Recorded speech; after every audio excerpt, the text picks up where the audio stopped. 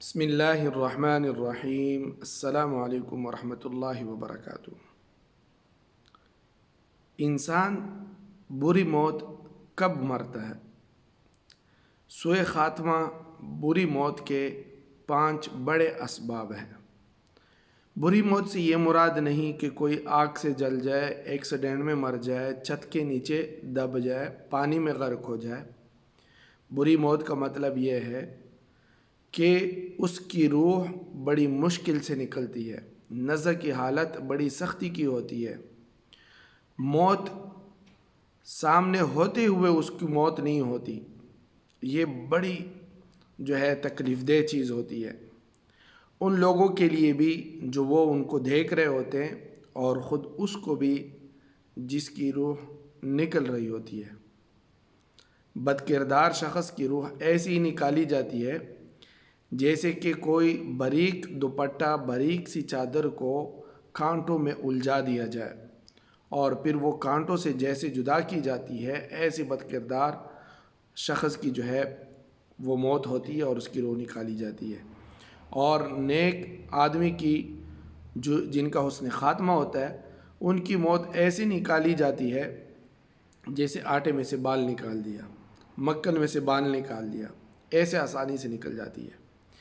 تو بری موت کے 5 بڑے اسباب میں سب سے پہلے ہے نماز میں سستی کرنے والا۔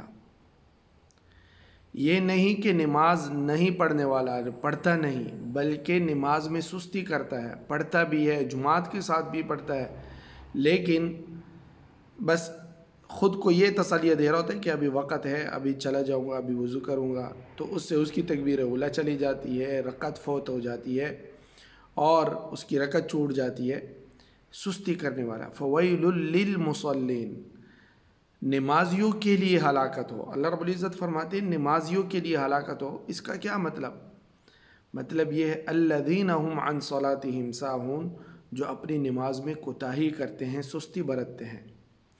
تو یہ بھی من جملہ علماء نے فرمایا ہے، یہ علماء نے ان کو جمع کیا ہوا ہے، ان میں سے ایک یہ بھی ہے جو نماز میں سستی کرتا ہے، وہ چاہے مرد ہو، خواتین ہو، کوئی بھی ہو۔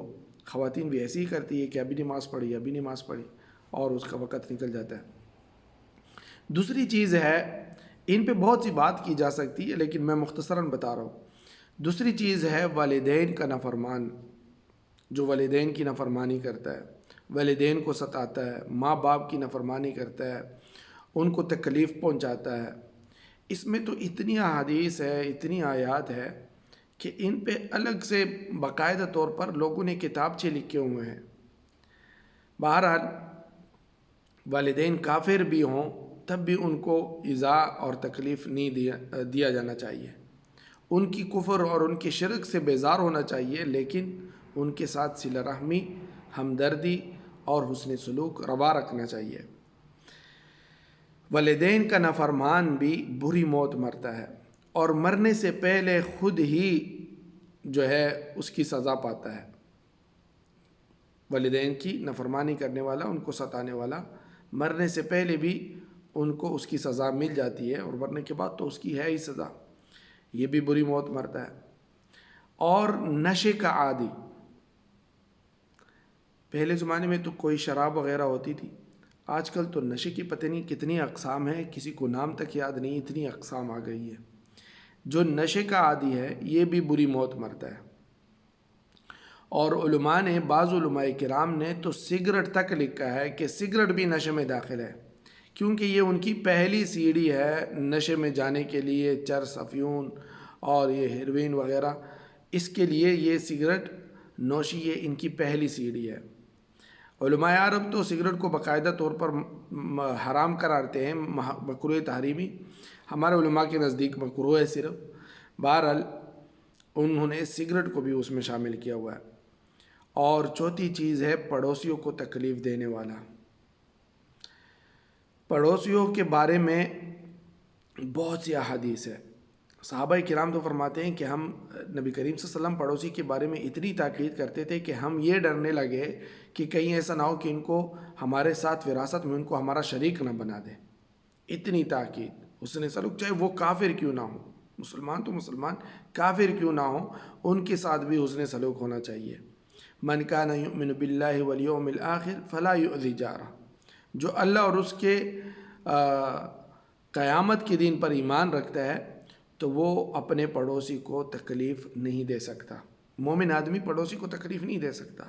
پڑوسیوں میں آپ کے آس پاس کے پڑوسی ہیں، کلاس فیلو ہیں، اور جو ہے اسی طرح آپ کے گھر میں جو رہنے والے ہیں، بابی ہیں، بہنیں ہیں، جو ہے دوسری ہے، اور اس طرح نند اور یہ ساس بہو وغیرہ، یہ بھی آپ کے پڑوس میں آتے ہیں، اور ان کے لیے تو ایک الگ درجہ ہے صلہ رحمی کا، جو ابھی 5ویں نمبر پر اس کا ذکر ہوگا۔ تو بہرحال جو پڑوسیوں کو تکلیف دیتا ہے وہ بھی بری موت مرتا ہے۔ اور 5ویں چیز صلہ رحمی، اپنے رشتہ داروں کے ساتھ ناتا توڑنا، قطع تعلق کرنا، ان سے بات چیت ختم کرنا، یہ اللہ رب العزت کو اتنا ناپسند ہے۔ فرماتے ہیں جنہوں نے صلہ رحمی کی انہوں نے جو ہے مجھے جوڑا، اور جو اس کو توڑے گا میں اس کو توڑوں گا۔ اسی طرح یہ بھی حدیث میں ہے من کان یؤمن باللہ والیوم الآخر فلیصل رحمہ، کہ جو اللہ اور اس کی قیامت کے دن پر ایمان رکھتا ہے تو وہ صلہ رحمی کرے اپنے رشتہ داروں کے ساتھ۔ آپ کی کوئی بھی نچاقی ہے، کوئی بھی جو ہے آپس میں چپکلش ہے، اس کو جو ہے سلیقہ مندی سے اس کو حل کرے، معمولی معمولی باتوں کو لڑائی کا ذریعہ نہ بنائے، آئے روز گھر میں شور شرابہ وغیرہ یہ نہ کریں، خصوصاً گھر میں جو بہو نند ساس وغیرہ یہ ہوتی، ان کو یہ معمولی معمولی باتیں بالکل جو ہے نظر انداز کرنی چاہیے، ان سے بچنا چاہیے، یہ بری موت کا سبب ہے۔ اور یہ یاد رکھے جو کوئی دوسروں کو تکلیف دیتا ہے کبھی بھی خوش نہیں رہتا، خود اس کی تنہائی بڑی عذاب کی ہوتی ہے، لیکن اپنی عادت سے مجبور ہوتا ہے۔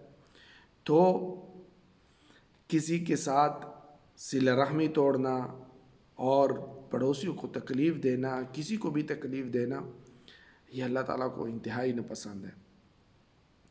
تو اگر آپ بری موت سے بچنا چاہتے ہیں تو ان 5 چیزوں سے، نماز میں سستی کرنے سے، والدین کی نافرمانی کرنے سے، نشے کی عادت ہے اس کو جو ہے چھوڑ دیں، پڑوسیوں کو تکلیف دینے سے، صلہ رحمی توڑنے سے اپنے آپ کو بچائیں، اور اگر ہیں تو ان کو درست کریں۔ اللہ رب العزت ہمیں عمل کرنے کی اور سمجھنے کی توفیق نصیب فرمائے۔ والسلام علیکم ورحمۃ اللہ وبرکاتہ۔